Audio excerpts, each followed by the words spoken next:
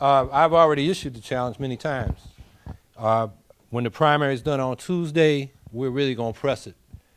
The people of New York deserve a policy debate. There is no horse race. The Republicans, look, Cuomo's got $24 million in his pocket. That was in mid-July. Wall Street is backing him to the hilt.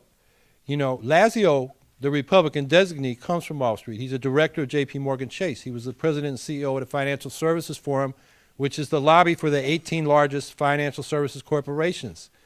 This guy was an errand boy for Wall Street when he was a member of Congress, and they're not funding him. He's only got $500,000 in the bank. That's like a one order of magnitude, tenfold less than what we're raising. And then Cuomo's out there 1,000-fold more. So the Republicans ain't even in the race. There is no horse race, and that's what the media likes to cover. If they want a story, they got to cover the policy debate.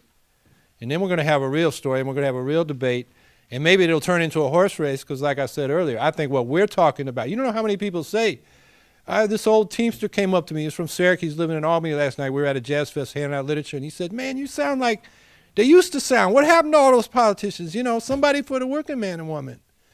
And, you know, the Democrats think they can take the working man and woman for granted. They think they can take the environmentalists for granted, the feminists for granted, the blacks for granted. They taking all the people for granted and getting the money from Wall Street. That's right. You know, on the education thing, we didn't get to that. You know, the New York Times reported that Cuomo sat down with a bunch of hedge fund managers who were investing in charter schools. And then you may have seen how Juan Gonzalez pointed out up in Rochester. They set up the public school, the charter schools to get the public money with no account. And then the investors are jacking up the rents on them. So you can't even educate in the problematic way charter schools are doing, because it's all going to rent to the investors. And then Gonzalez pointed out the tax breaks involved in that. And this is who Cuomo's fronting for. His running mate, Robert Duffy, is for mayoral control. Wherever you get mayoral control like you got in New York, like he's trying to get in Rochester, like my mayor, a Democrat in Syracuse, is trying to get, like they got in Chicago, Oakland. Sometimes it's state control, sometimes it's mayoral control, but what it means is the school board's removed. When you remove the school board, then you get real estate development, crony deals.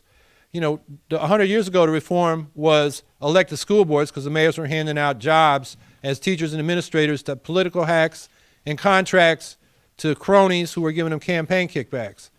And that's what we see now when the elected boards are kicked out and they get mayoral control or state control. The whole Renaissance 2010 plan in Chicago was sold as an education plan, but if you look at it, it's a real estate development plan. And the students, the kids are getting, you know, they're getting screwed. So, yeah, let's debate these issues. Well, Pataki was the incumbent. Most of the third parties were on the left, so I think he figured they'd take away from the Democrat. This time, Cuomo, because it's an open seat, he's effectively incumbent because he's got all the money, he's got all the endorsements from the establishment, and the Republicans are pathetic.